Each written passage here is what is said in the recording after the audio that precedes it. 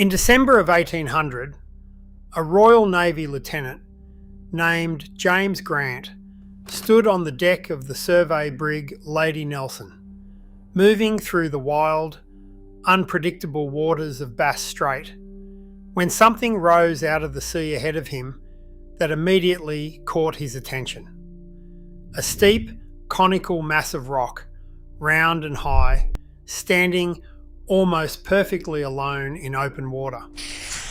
In his own log, Grant described it as appearing inaccessible on all sides, with heavy breakers crashing against it even in calm weather.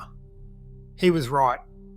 It would take another 147 years before a single human being finally managed to set foot on it. The island is called Rodondo, and it sits in northern Bass Strait, roughly 10 kilometres south of Wilson's Promontory on the Victorian coast, though it technically falls within Tasmanian state boundaries. A strange administrative quirk given how much closer it actually sits to the Victorian mainland. Despite covering just over 1 square kilometre, the island rises dramatically to a peak of 350 metres.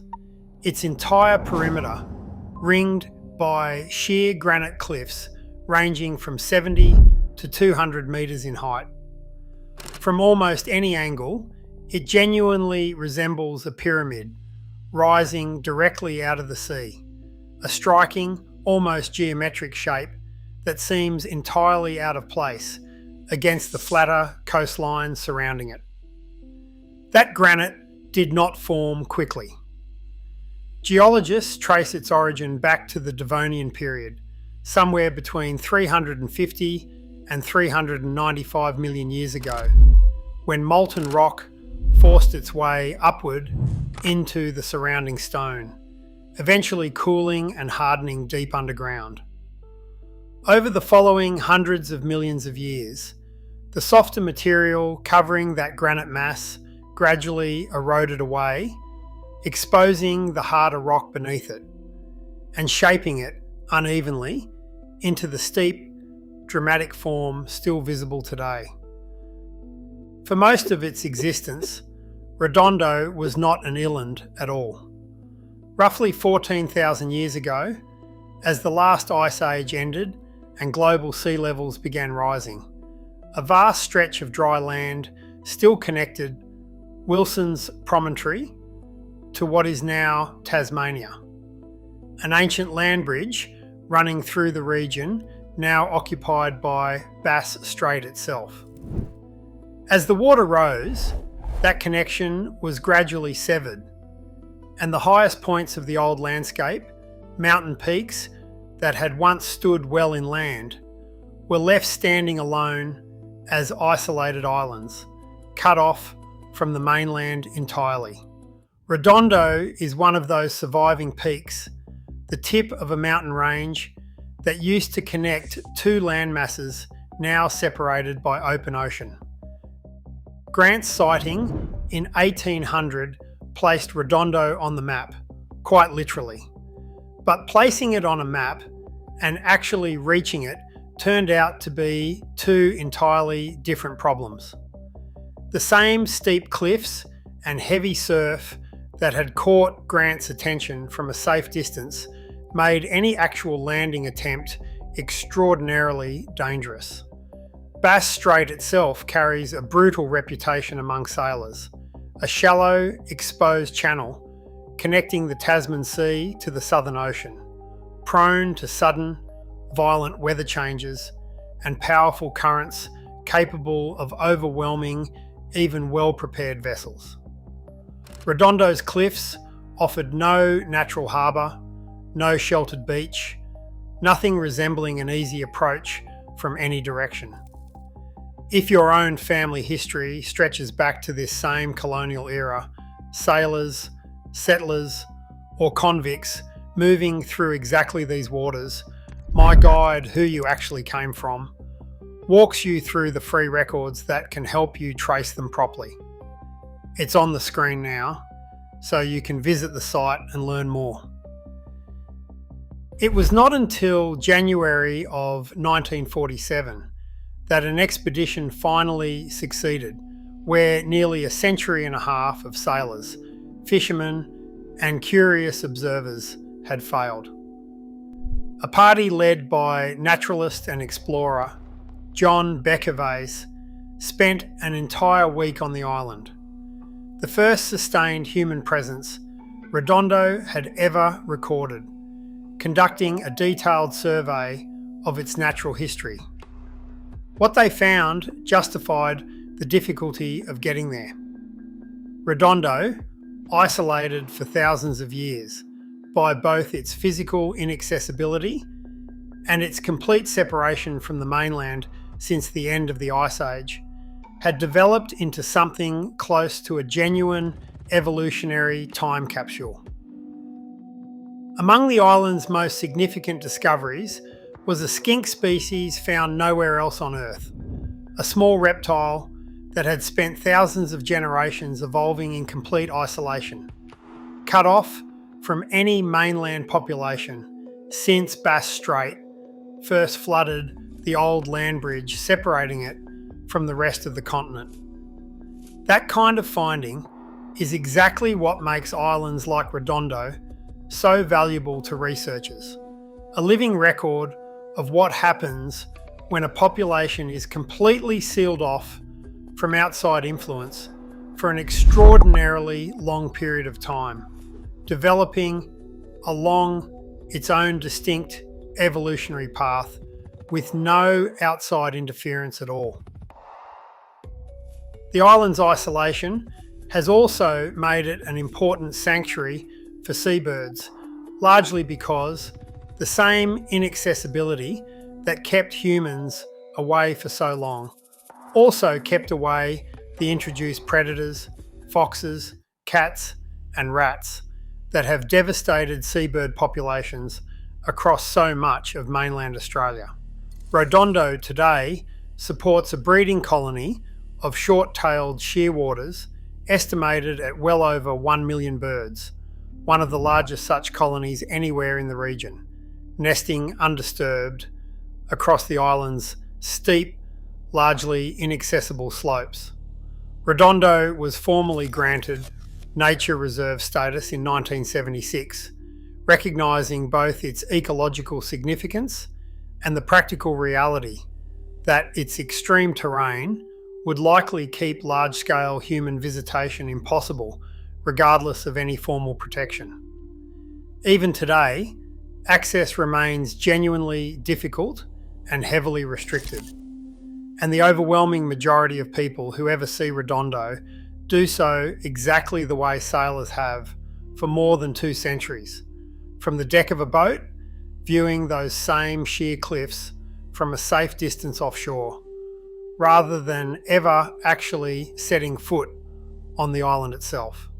Scientific expeditions have returned periodically since Bechervaise's original 1947 survey, most recently as part of biodiversity and oil spill response assessments conducted by Tasmanian environmental authorities, continuing to document the island's unique ecology using modern survey techniques that Grant, or even Bechervaise, could never have imagined.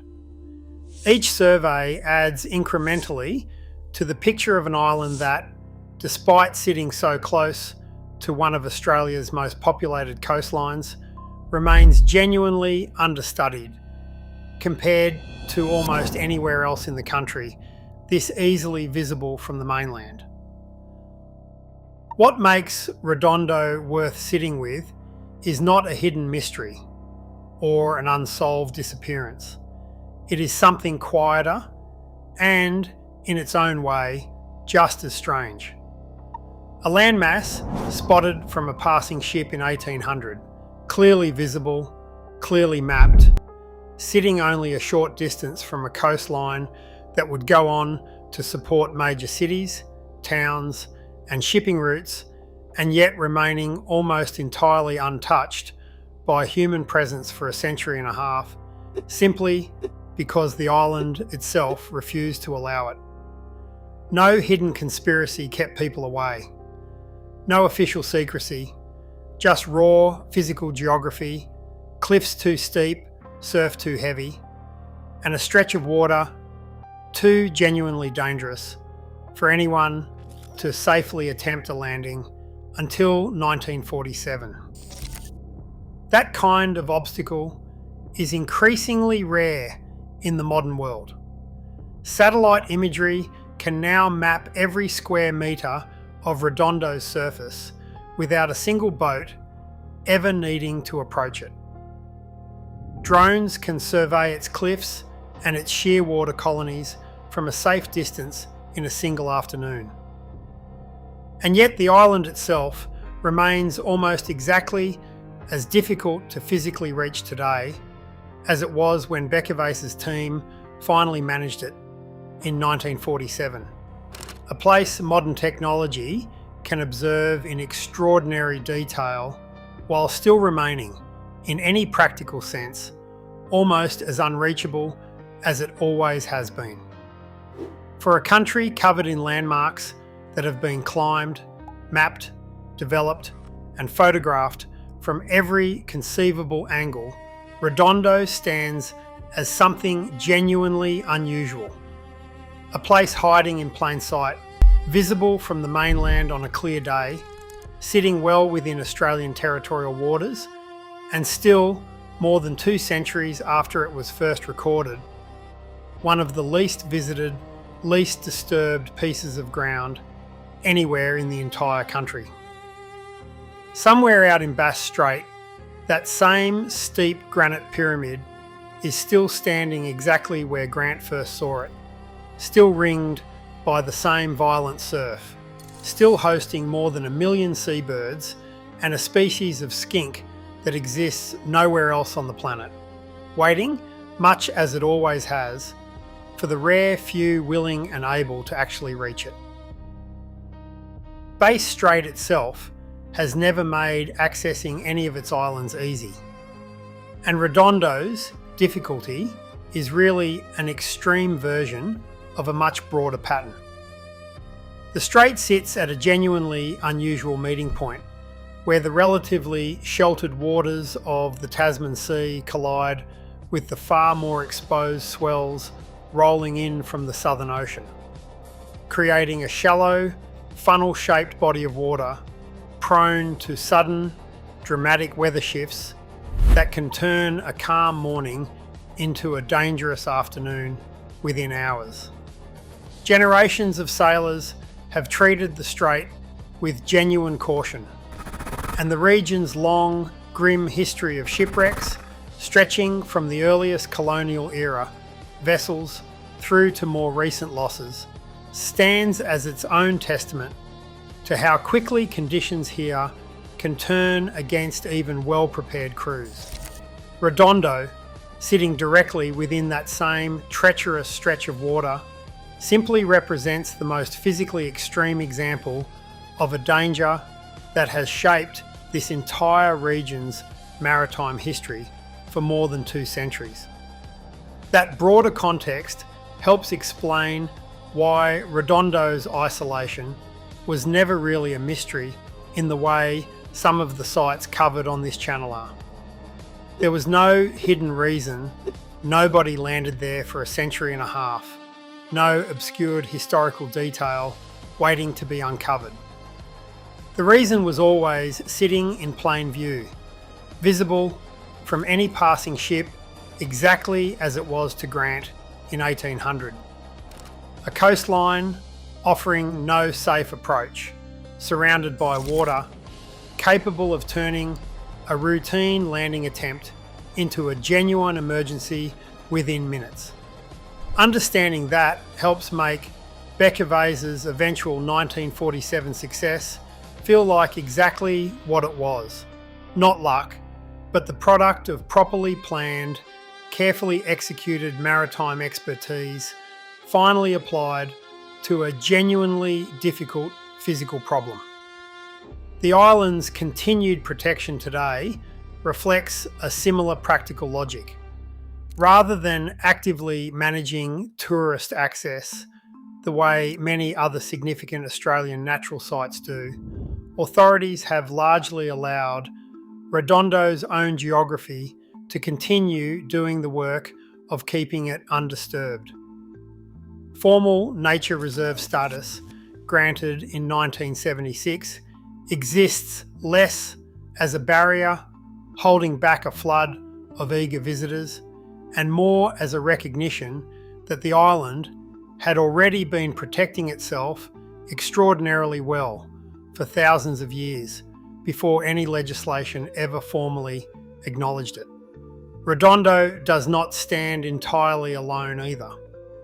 It forms part of a small cluster known as the Rodondo Group, sharing this remote stretch of northern Bass Strait with the smaller east and west Moncur Islands, each carrying its own version of the same steep, granite-dominated terrain and the same relative isolation from sustained human presence.